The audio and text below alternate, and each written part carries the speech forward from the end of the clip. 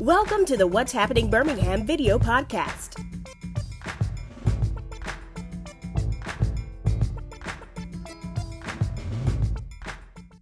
Hello everyone, this is Jarvis Escott with What's Happening Birmingham. Today I have the honor and pleasure and also welcome back, Mayor of Birmingham, Randall Woodfin. How you doing, brother? Good. Thank you again, Mayor, for coming on. I think last time I checked, it was almost about 7 months since last time I seen you. Yeah, sit down. Yes. So a lot has transpired, and this man, you know, he is always busy. So I want to bring the mayor on today to kind of talk about some things that he's working on, things that's been going on this past year. So Mayor, thank you again.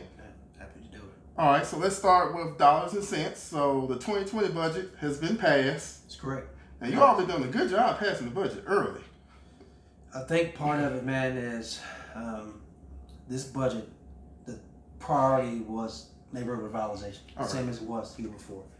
Next year, the budget priority will be neighborhood revitalization. That needs to be reflected. What that means is finding money to pave streets, finding money for demolition, blight, finding money set aside for healthy food, funding grocery stores, and aligning priorities for individual council districts and city council collectively as a whole. So before I even presented the council with the budget, I talked to each councilor and asked them what were their top 3 priorities for this year, and then to see if we could merge those priorities into this budget process. Even if I couldn't get all 3, could I get at least 1 or 2 from each councilor? And we were able to do that. And so I think what a lot of people don't see is behind the scenes, there's a lot of negotiating, there's a lot of communicating, there's a lot of setting expectations, but there's a lot of getting from them sharing what those expectations and wants, desires, and needs are too for their individual districts. And collectively, that's how we do the budget process. All right, was there anything you would like to have seen in this year's budget that you didn't get a chance, didn't get funded? Yeah, sure. More money to pave streets. But I saw these streets have been getting paved now. Yeah, not only that, I mean, there's an increase from the general fund. We put $8 million out of the general fund, which is a large amount of money. We usually go to the bond market and borrow money to pave streets, but for me and the councilors, it was so important to pave streets. We thought it was important to make sure from the general fund we found money to pave streets. And if there's one thing I wish we could have done, I wish we could have put the cost of a living adjustment in the budget to take care of our employees. I mean, we took care of them with the pension, at least our part. We took care of them with the merit pay increase. We took care of them with some additional money in the healthcare costs. And we took care of them in the longevity pay. But I wish we could have done the COLA as well. All right, so let's move on to this next question, or let's say topic, is recently made national news for Birmingham, which was called the Birmingham Promise. And you all have been watching my videos. You know, I interviewed Rachel Harmon about a month or 2 ago about this, which was about one component of the program. But the second component that you got is one that made it national news. So, you know, before I just say, so what is the Birmingham Promise? The Birmingham Promise is a full down payment and investment in our younger generation. It has 2 parts. The first part, if you live in the city limits of Birmingham and attend Birmingham and graduate from Birmingham City High School, you can attend a in-state school, 2-year or 4-year public college university, free of tuition. And the second part is an apprenticeship programs for our juniors and seniors, where they can leave high school early, receive credit hours, work for an employer that's either attached to their career academy or a career they have interest or passion in. That employer pays them half their salary. City of Birmingham pays them half their salary. All right, what's been some myths and misinformation about it? I know one thing I know people get kind of confused about. They feel like, well, if I go to Birmingham City Schools maybe in 12th grade year or I go 9th grade year, it's going to pay for the whole thing. And then I read something that says it comes the whole 12 years. Yeah, so the first myth is that this is charity work. This is not charity work. When I say this is a full down payment and investment in our youngest generation, I don't have to tell people the problems in our city. We have the 16th highest unemployment youth rate. We have our average young person walks away from college with $30,000 in debt. There's almost at a 30% poverty rate for the families that live in this city. All of that's unacceptable. What we're trying to do is find ways to invest in our young people, invest in our workforce, and make sure they have opportunities that are better than you and I. With that said, let's talk about the detail of this tuition-free program. The first thing people need to know is that in order to receive the scholarship, there are 2 requirements: live in the city limits and graduate from a city high school. So your GPA doesn't go into account. None of those things go into account. However, how long you lived in the city, how long you've been in the school system is commensurate with if you get 100% of that tuition free or you only get a portion. And that's to make sure that the system is fair, and that's to make sure that the fund is sustainable. So if a person moves into our city limits their senior year, then they can only receive 1/12 of that tuition free because they've only been a part of the requirements of living in the city and graduating from our school system only 1 year of their entire school career, and that's fair. And I think if you talk to any student, any parent, they will tell you that's fair. Not to mention that didn't fall out of the sky. That's straight out of the playbook of the Kalamazoo Promise, which is a city in the state of Michigan who's been doing this for 20 years, and they do it the exact same way. So that model works. The second thing people need to know is that it's last dollar. That simply means we still have an expectation that young people will apply for their FAFSA, qualify for and or receive a Pell Grant. And so what I like to tell people, standard, if tuition is $10 and your Pell Grant only covers $1, then the Birmingham Promise will cover the remaining $9. All right.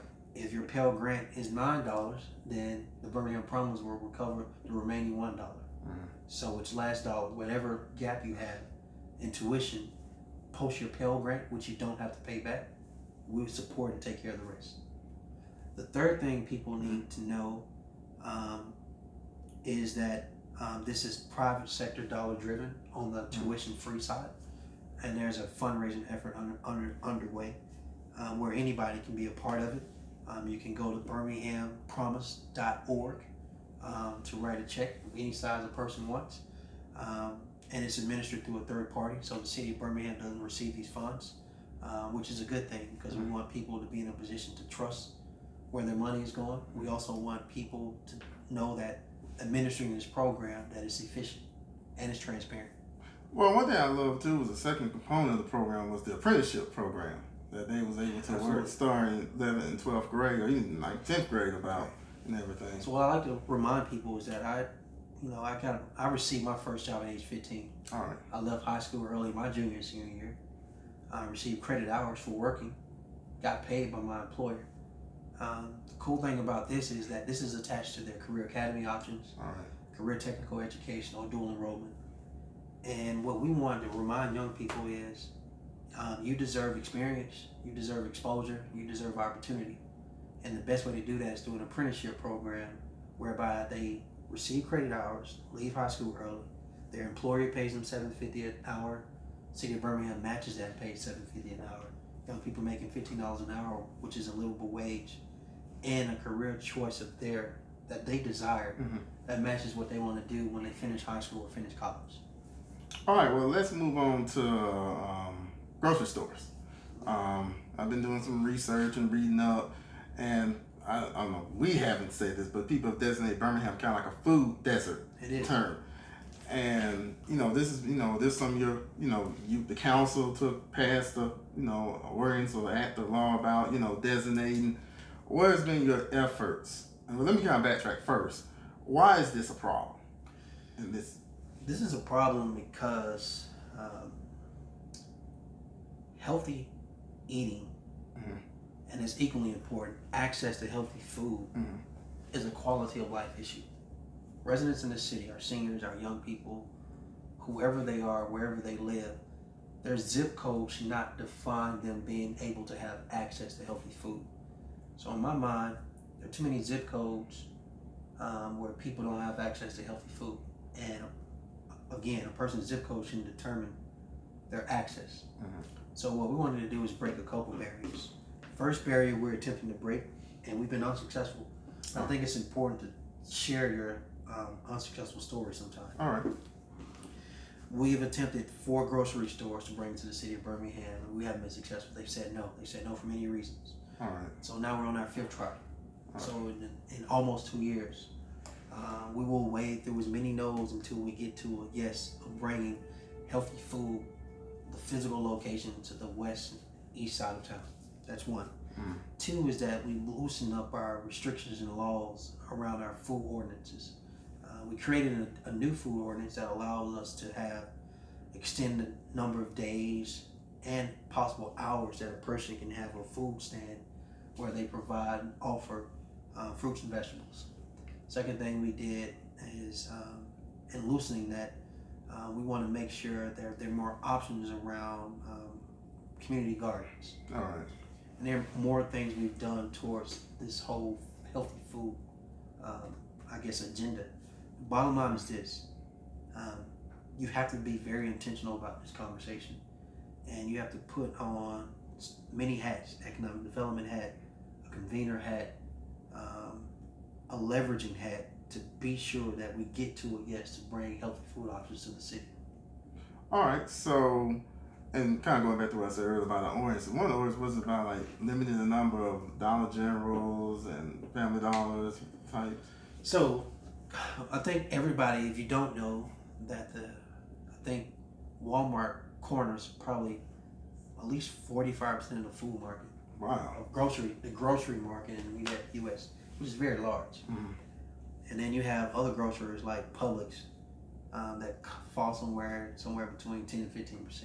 All right. Right? But what a lot of people don't know is the dollar industry, Dollar General, Family Dollars combined. It's like $1 billion industry, and they're increasing in the ranks with where they are as far as selling food. The problem is those options aren't necessarily healthy. Yeah. And they have an urban model. Mm-hmm. So the same thing you see in suburbia America, where CVS's and Walgreens are coming online, you're seeing Family Dollars and Dollar Generals in urban cores across America coming online. And they're so close to each other too. They're playing a real estate game. All right. The problem with that is when they do that, every time they do that, that lessens the chance of a grocery store to come in because it's seen as competition. Except that competition may not necessarily be healthy. That pun is intended healthy for the actual customer, or in our instance, residents who live in that footprint. If they need to buy vegetables or fruit for their children, for themselves, or their grandchildren, that option does not exist at dollar stores. So this is not necessarily anti-dollar stores. We're not in the business of closing those stores. They are here. They exist. What we're saying is they need to be in line with what we're trying to do, which is also have the option of a viable, healthy option that exists within the city limits as well. And today that doesn't exist. All right, so let's move on to public safety. Okay. And reducing crime. Like so far this year, what has been your efforts working with police department? Things are better. I think you never want to toot your horn by saying crime is down by just giving stats or numbers, because that can be insensitive. It can be insensitive to the person that has been robbed, insensitive to the person that has been assaulted, insensitive to the family victim who's lost a loved one to gun violence.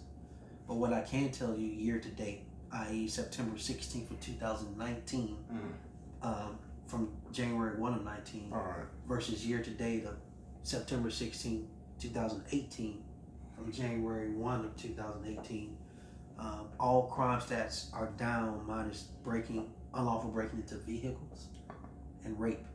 And so majority assaults against persons, which include homicides, homicides, robberies, assaults, shootings are down. Crimes against properties, burglaries, thefts are down. Everything's down minus the 2 I named. And I give those kudos and efforts to the chief. Chief's only been in his position right at a year. He's doing a hell of a job around recruiting more officers, around our rehire program, bringing officers back in that are retired. So relationships that have already existed, putting them back on the street. Establish relationships in the community where people feel open to communicate and share with officers if there's an issue within that area. but the way they're policing has allowed us to decrease crime as well. All right. So moving on, by the time you all watch this video, this is September. So for the remainder of the year, what are your remaining goals and objectives? Other than Magic City Classic, getting through Magic City Classic, but what are your other remaining goals and objectives? The main goals and objectives we haven't deviated from. Mm-hmm. We will continue to drive neighborhood revitalization. I think it's important that that now that the money's been allocated, we push removing blight. We push paving streets. We push to have a more efficient land bank. All right. We push in addressing crime and decreasing crime. We push these things that make people not only feel safe where they live, but make where they live improve their quality of life. All right. So I wanted to leave this last section for the mayor, with kind of any remaining words you would like to tell people, when people ask what's happening in Birmingham, on the term, what would you like to tell folks? So if I'm correct, I believe your audience, this audience that I am currently looking at, is a younger audience. What I want to tell people is that it's okay to be hopeful. It's okay to actually be positive.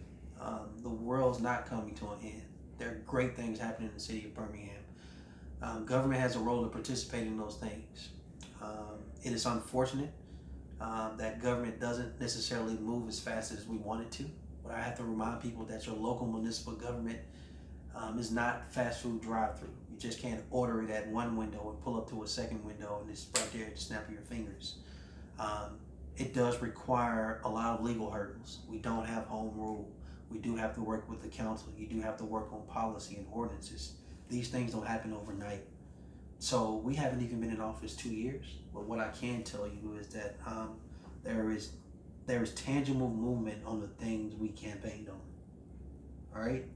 We put our money where our mouth is. We've put in almost $17 million in 21 months in paving streets. We put in over $5 million of removing blight. We've knocked down over 600 homes since we've been in office that are beyond repair. We came in the land bank only had 300,000. We're at 1 million. All right. Right? So we are moving the needle. We wish we could move it faster, but government, there is a process. What I am sharing with people though is this is a time to have realistic expectations of what your government can and cannot do for you. And the other thing is to get involved. It doesn't have to necessarily be coming to a city council meeting. It can be simply the neighborhood you either grew up in, the neighborhood your mom or grandmother currently live in. Just participate in a neighborhood cleanup day. So get involved. All right. Well, Mayor, thank you again. Anytime. Taking time out your day. Yeah, man. I always enjoy sitting down with you, give you opportunity to speak directly to the citizens, or I like to say the YouTube, the Facebook, the Instagram, LinkedIn world where the video will be posted. Yes, sir. Thank you all for watching. Please check out what'shappeningBirmingham.com for more videos, and don't forget to subscribe to my YouTube channel. Thank you all again. Bye-bye. Thank you for watching the What's Happening Birmingham video podcast. Please check out our website, app, or subscribe to our YouTube channel for the latest videos today.